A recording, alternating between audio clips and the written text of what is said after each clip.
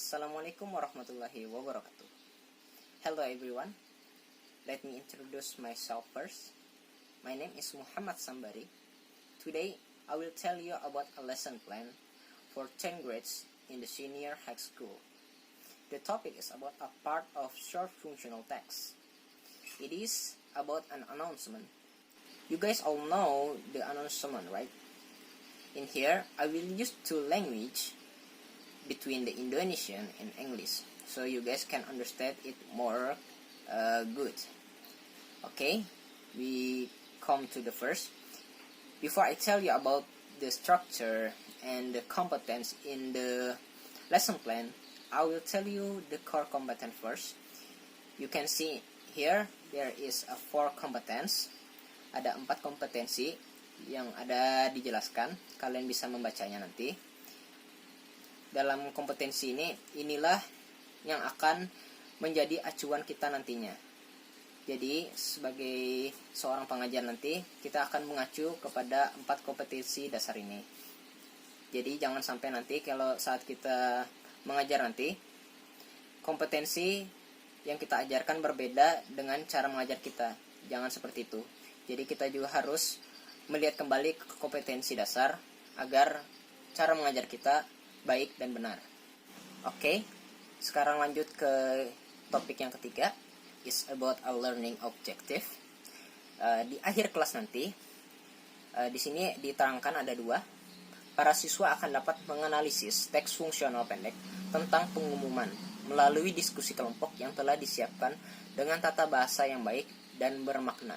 Dan yang kedua adalah para siswa akan dapat mempresentasikan teks fungsional pendek mereka sendiri tentang pengumuman sederhana di depan kelas dengan cara yang bermakna.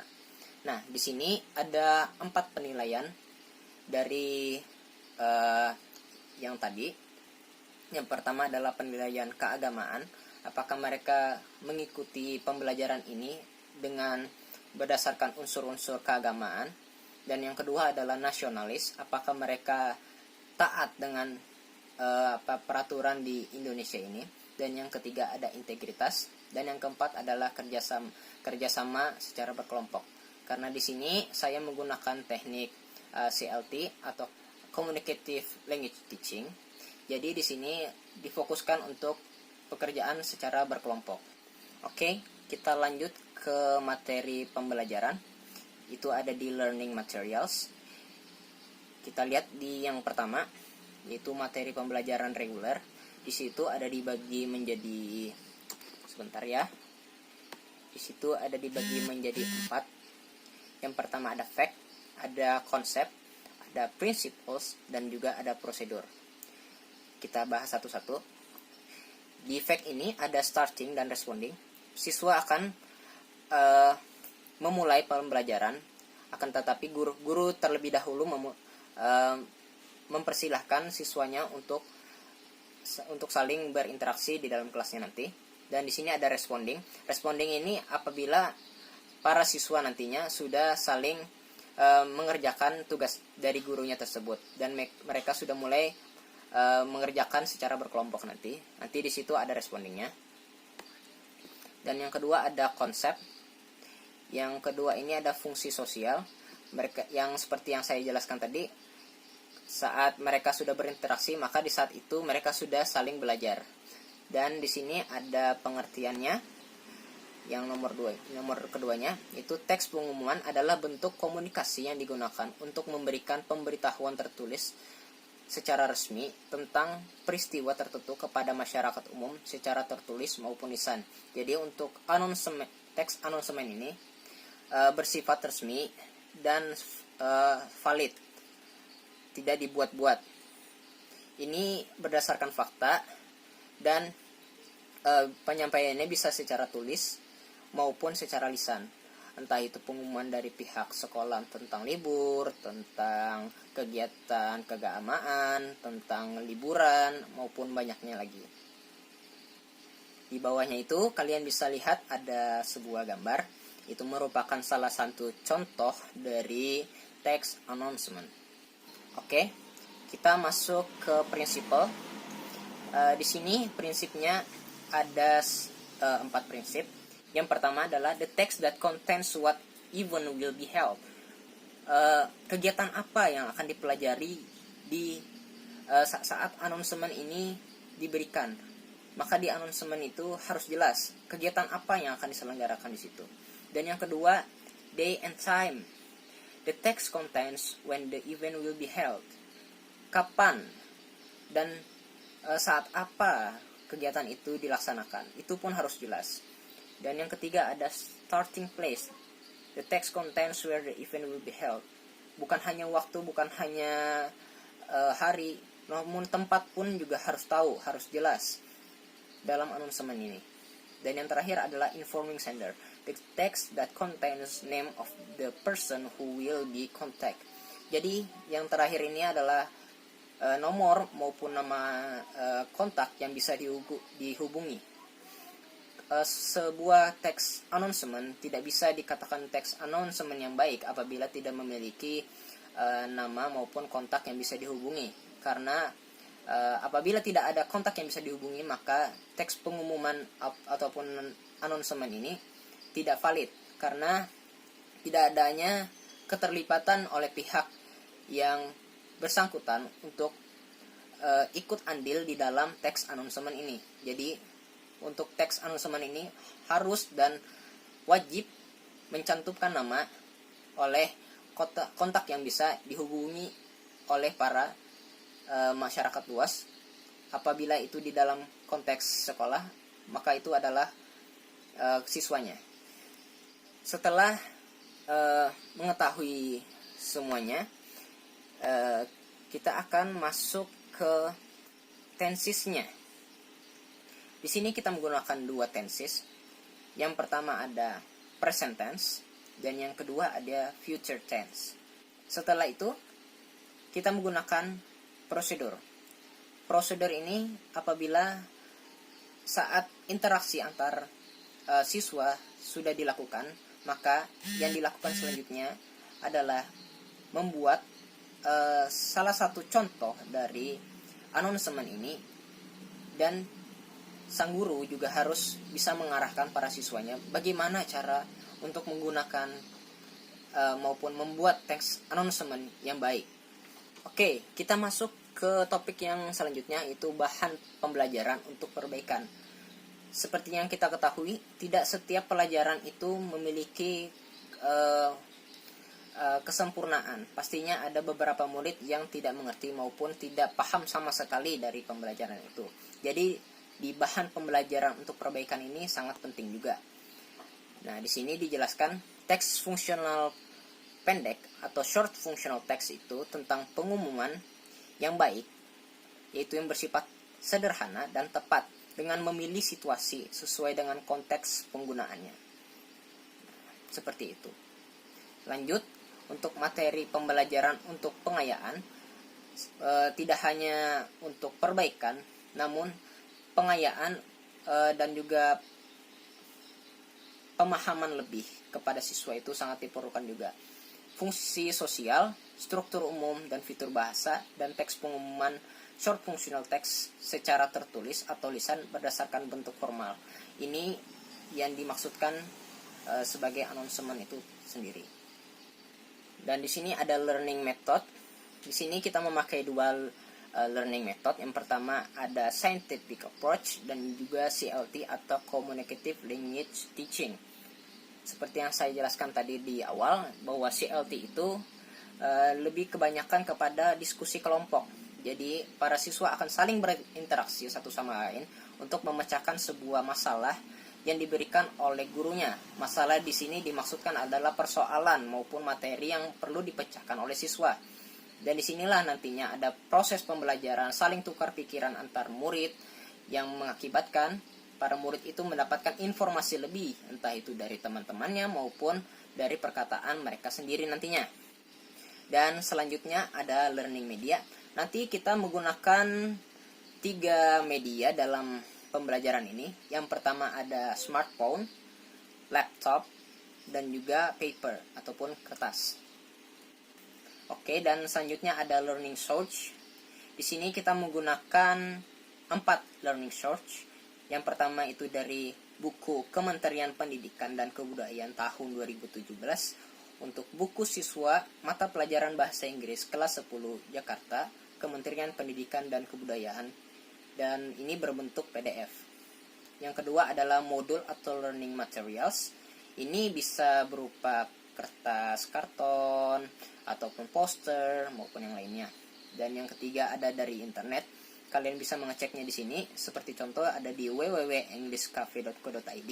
Kalian bisa men-scrolling atau men-search itu di internet nanti. Dan yang keempat adalah another relevant search. Ini untuk tambahan materi yang lainnya apabila misalnya ada masih kurangnya materi nanti di saat pembelajaran nantinya. Oke, kita masuk ke teaching and learning activities. Di sini ada time allocation. Time allocation ini 1 kali 15 menit. Jadi di sini kita akan mengajarkan materi tentang announcement ini selama 15 menit. Mulai dari opening activity, terus dari main activity-nya, kemudian dari closing-nya. Nah, di sini kita bisa melihat adanya teacher, adanya motivation, adanya giving reference, dan di sini kita langsung masuk ke main activity-nya. Nantinya ada viewing, ada observing, ada reading. Di sini semuanya para murid-murid nantinya akan melakukan kegiatan pembelajaran di saat main activity ini. Dan juga ada listening. Di sini murid akan mendengarkan sebuah audio yang diberikan oleh sang guru tentang announcement yang bersifat oral.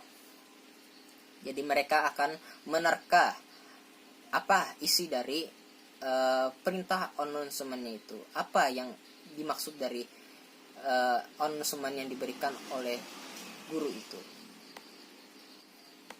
Dan di sini kita masuk ke assessment, remedial, and encouragement.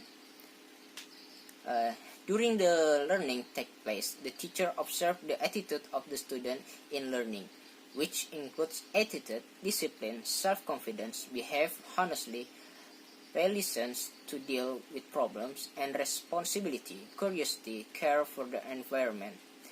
Di sini peran guru untuk menilai bagaimana perilaku siswa saat terjadinya pembelajaran di dalam kelas, entah itu dari attitude-nya, kedisiplinannya, gaya bahasanya, baik tidaknya perkataan yang disampaikan oleh siswanya, ataupun bagaimana keberanian dan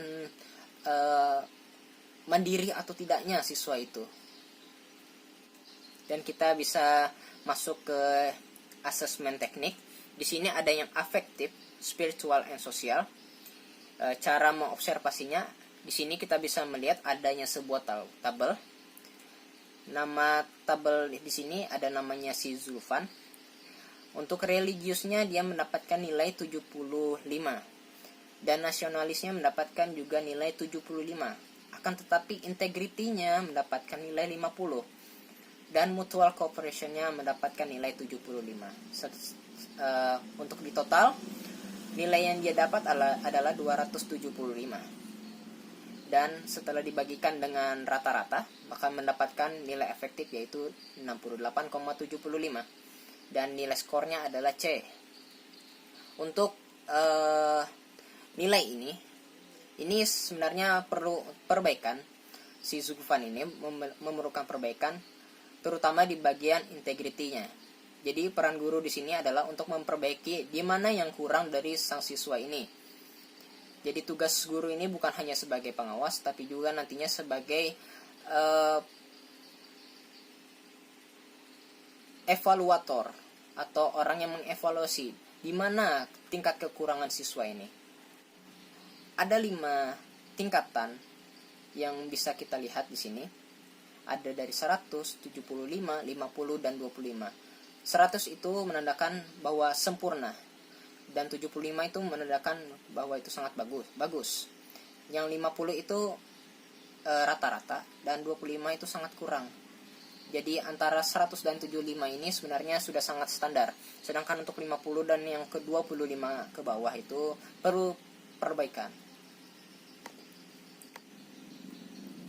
Dan kita masuk ke bagian bawahnya lagi, kita bisa melihat adanya cognitive test.